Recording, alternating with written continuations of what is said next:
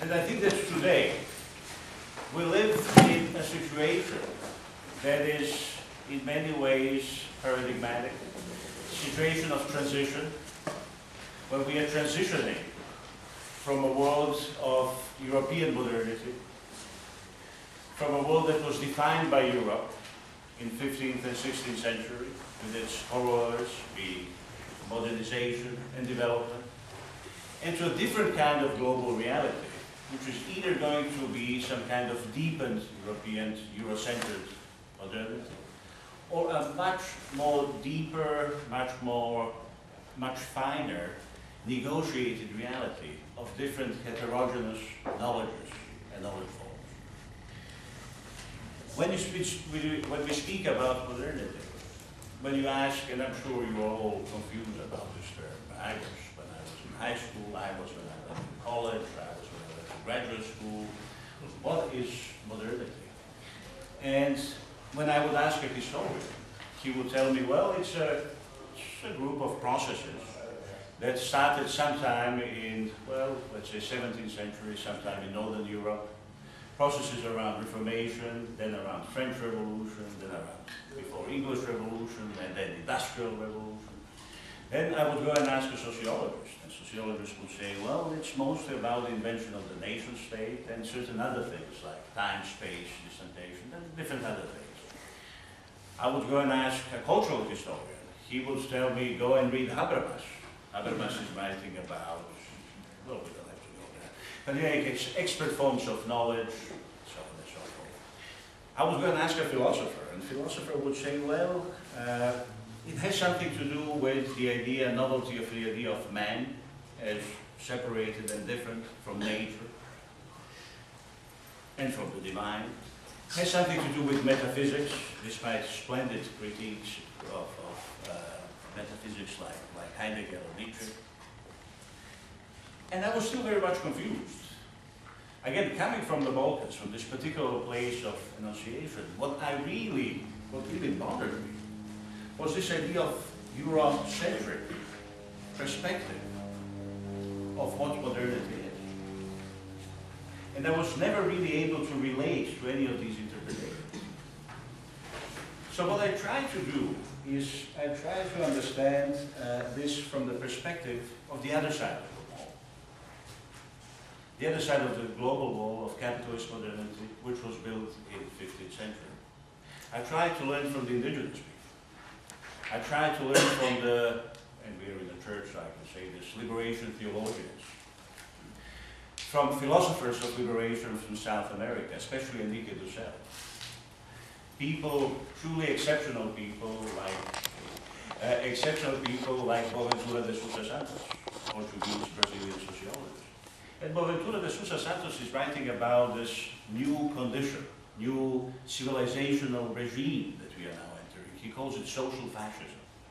And I think he's right on. I think this is a really good way of thinking about this.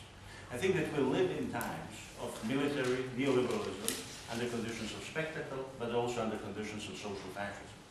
And by social fascism, I mean the new elite-imposed civilization regime, where we have political and social exclusion of millions of people living in starvation, living in precarious living conditions, something that post-colonial scholars call necropower. And we have a situation that is truly new, because you have countries that can be politically relatively democratic, but socially fascistic. It's a very pluralist form of that. If you study, for example, Colombian, Pacific parts of Colombia, or if you study the Balkans, you will see the same thing. You will see this specific combination of social fascism and political fascism, meaning suppression of riots, all other things. That is actually serves the purpose of the new round of enclosures, a new round of primitive accumulation. Okay? So social fascism for me is in a very important term. Boaventura de Sousa Santos distinguishes few kinds of social fascism. He speaks about territorial fascism, territorialism. He speaks about financial fascism. fashions of insecurity, many different forms of social fashion. The interesting thing is, they're usually happening on the other side of the wall. They're happening in the countries that used to be colonies. They're happening in the countries of the non-imperial, let's use that word, non-imperial global south. Places like, well, from Africa to ghettos in, say, Manila. We are faced with unprecedented situation. And I don't think that there are any modern solutions for these very modern problems. I think, and the topic of this conversation is wisdom in common.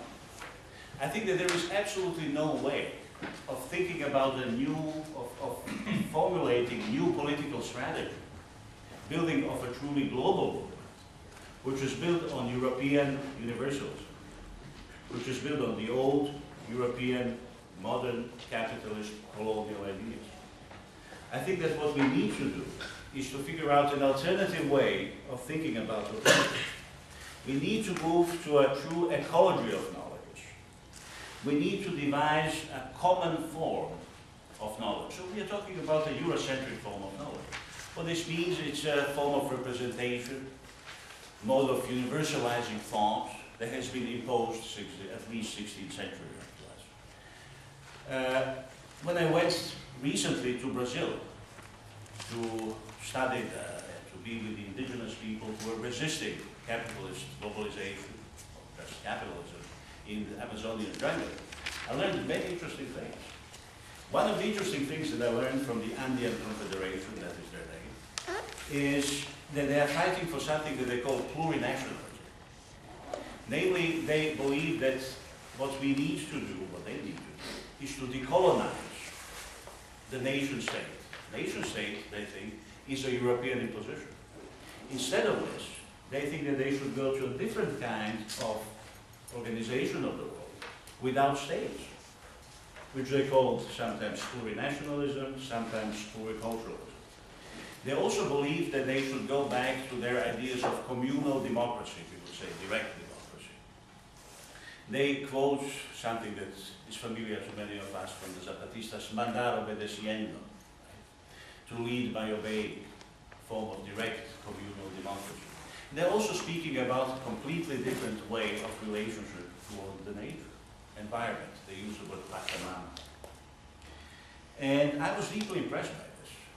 And I was deeply impressed by what I would call the common knowledge form of the commons. I also got a few glimpses of what might be the politics of the common.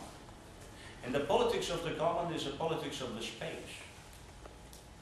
Namely, it must be a defense of a particular place. Places in capitalist culture, in capitalist civilization, are never fully embraced by capitalist civilization. They're lively places. They're places of lively cultures. And the most interesting resistances are actually happening in certain places that are at the same time local and transnational. If you think of MST, Movimento Sem Terra in Brazil, if you think about the indigenous resistances, indigenous knowledges, indigenous struggle, you will always find the same thing. This is the politics of space. And I think that the politics of space is much more, and I would call it politics of the common, interesting than the politics of empire that a lot of the left still suffers from, right? Many people on the left still think that the place is somehow, politics of the place somehow primitive, local, something that we should leave behind. Many people on the left still seem to be completely unable of going beyond modernity, beyond this Eurocentric modernity. Take Giddens, famous sociologist. He recently wrote that globalization is finally the full radical concept of modernity. Like it's something good. It's going to be, he says, wonderful, because now we are truly global. Everybody is now truly modern. We live in a society, world society, of unimaginable poverty. We are on the brink of ecological collapse. And we have the academic class, the intellectuals, writing this kind of paper. It's scandalous.